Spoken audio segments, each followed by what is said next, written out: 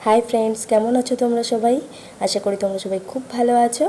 तो आज के आमी एकटा रेसिपि तोमादेर साथे शेयर करब। तो आज के बानाबो आमी भेज बिरियानी। तो आगेर दिन भिडियोते आमी देखिएछिलाम बाट पुरो रेसिपिटा आमी देखाइनि, सेइजोन्नो आमी भाबलाम जे एकटु तोमादेर साथे शेयर करा जाक। तो आमी एखन देखो बासमती राइस निये निয়েছি, সেগুলোই ভালো করে জল দিয়ে ধুয়ে রেখে দিচ্ছি। আর এখন আমি সবজিগুলো কেটে নিচ্ছি, যেহেতু ভেজ বিরিয়ানি তো সবজি তো থাকবেই।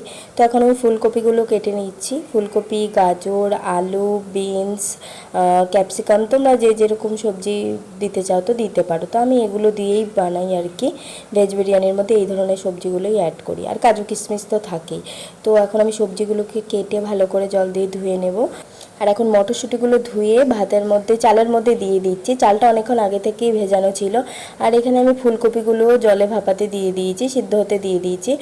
আর আমি না ভাতের মধ্যে আমি অ্যাড করতে ভুলে গেছিলাম এই গরম মশলাগুলো, সেই জন্য এখনই দিয়ে দিলাম। তো চালের গন্ধটা মানে ভাতের গন্ধটা খুব সুন্দর আসে।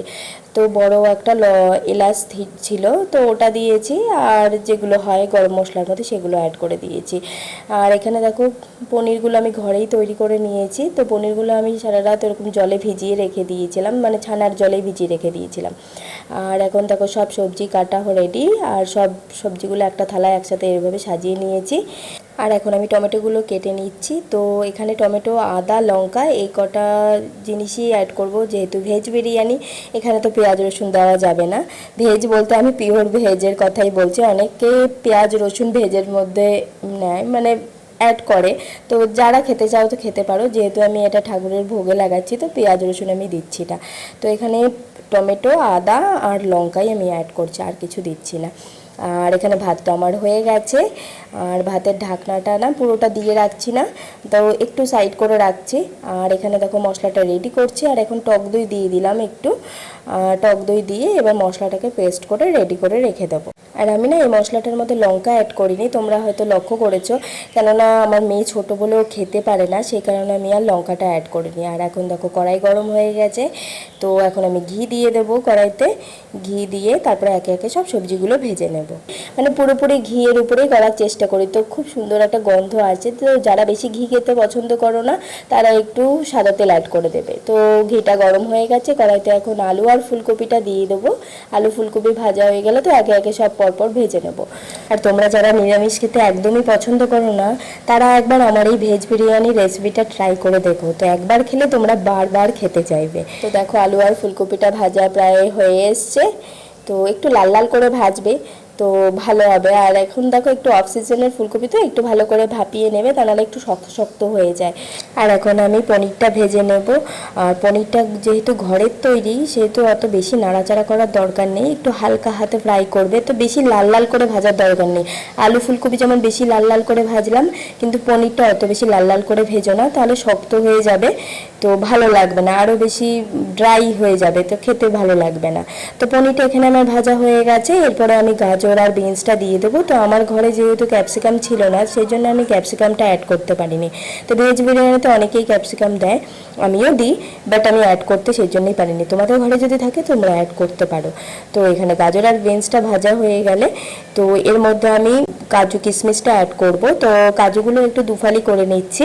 তো তেলের মধ্যেই আমি সব কাজু কিশমিশ দিয়েছি, একটু সামান্য হালকা ফ্রাই হলেই তো হয়ে যাবে, একটু হালকা ফ্রাই করলেই হবে। তো বেশি ফ্রাই করলে না কি হবে, পুরো কালো কালো হয়ে যাবে বেশি ভাজা যায়। আর এখন আগের ভেজে রাখা সব সবজিগুলো দিয়ে দিচ্ছি, শুধু পনিরটা বাদ দিয়ে আগের সব সবজিগুলো দিয়ে দিচ্ছি একসাথেই ভেজে। তারপরে একটু মশলাটা দিয়ে দেবো। তো এখানে আরেকটা তরকারি করার জন্য আমি মশলা করেছিলাম বলে সেজন্য সবটা মশলা আমি অ্যাড করিনি। তো যতটুকু লাগবে আমি ততটুকুই অ্যাড করছি, পুরোটা মশলা আমি দিচ্ছি না। তো আরেকটু মশলা আমি রেখে দিলাম আরেকটা সবজি করব বলে। এইভাবেই মশলাটাকে আমি এইভাবে কষিয়ে নিচ্ছি। এখানেই দেখো এবার ভালো করে মশলাটা ভালো করে কষিয়ে এর মধ্যে একটু বিরিয়ানি মশলা দিতে হবে আর কেওড়ার জল দিতে হবে। তো আমি একে একে দিচ্ছি। আর এটা না আমার ঘরে তৈরি করা বিরিয়ানি মশলা। তো এই বিরিয়ানি মশলা রেসিপি যদি তোমাদের লাগে তো অবশ্যই আমাকে কমেন্টসে জানিও, তো আমি অবশ্যই নেক্সট ভিডিওতে দিয়ে দেবো। আর ঘরে তৈরি করা বিরিয়ানি মশলা না ভীষণ টেস্টি হয়, তো বাজারের প্যাকেটিং মশলার থেকে অনেক ভালো হয়। আর এখন আমি একটু কেওড়ার জল দিয়ে দিচ্ছি, তোমরা চাইলে কেউ গোলাপ জলও দিতে পারো, বাট গোলাপ জল আমি খাই না। আর এখন সবার লাস্টে মশলাটা কষে গেছে, সব লাস্টে এখন আমি পনিরটা দিয়ে দিচ্ছি। আর দেখো পনিরটা দিয়ে হালকা একটু নেড়ে চেড়ে নিতে হবে।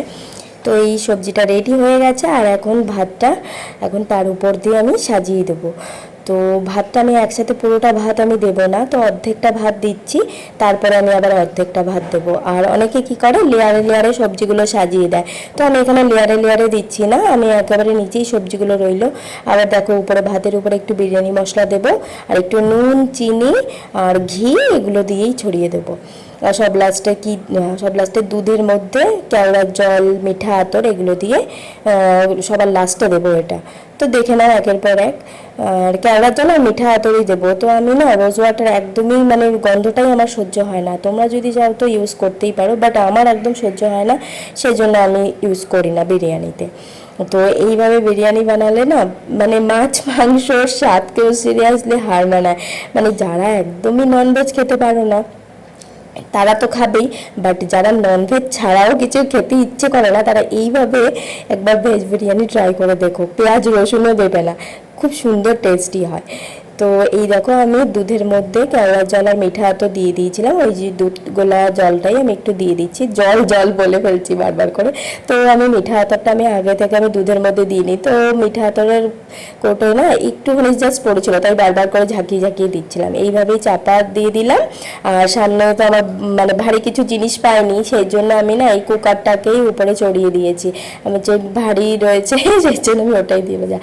আর দেখো 10 মিনিট আমি দমে রেখেছিলাম, সিমে দিয়ে একদম 10 মিনিট আমি দমে রেখেছিলাম। তো একদম পারফেক্টলি হয়ে গেছে, মানে ঠিক 10 থেকে 12 মিনিট রাখলেই হয়ে যায়। তাও তোমরা চেক করো যে যেরকমভাবে জল দেবে সেই হিসেব মতন হবে। আর চালটা কিন্তু 80 কি 90% বয়েল করবে, বেশি বয়েল করলে কিন্তু ভাত একদমই গলে যাবে। দম বিরিয়ানি যেহেতু যেহেতু আমরা ঢাকা দিয়ে ওইভাবে বসাই এটাকে, সেই জন্যই দম বিরিয়ানি বলে, সেই জন্য 80 কি 90% বয়েল করবে, বেশি বয়েল করার দরকার পড়ে না। তারপরে লাস্টে দেখো যখন আমরা দমে বসাই তখন কিন্তু বিরিয়ানিটা মানে চালটা আবার সিদ্ধ হয়ে যায়, বেশি নরম হয়ে গেলে তখন আর বানাতে হবে। দেখো আমার ভেজ বিরিয়ানি রেডি। তো আশা করি তোমাদের ভালো লেগেছে ভিডিওটা ভালো লাগলে কি করতে হবে, লাইক করতে হবে, শেয়ার করতে হবে, সাবস্ক্রাইব করতে হবে, আর এইভাবে আমাকে সাপোর্ট করে যেতে হবে। চলো নেক্সট ভিডিওতে আবার তোমাদের সাথে দেখা হচ্ছে, ততক্ষণ তোমরা সুস্থ থেকো, ভালো থেকো, হ্যাপি থেকো। আর থ্যাংক ইউ সো মাচ আমার এই ভিডিওটা দেখার জন্য, তোমাদেরকে অনেক ধন্যবাদ। চলো বাই বাই।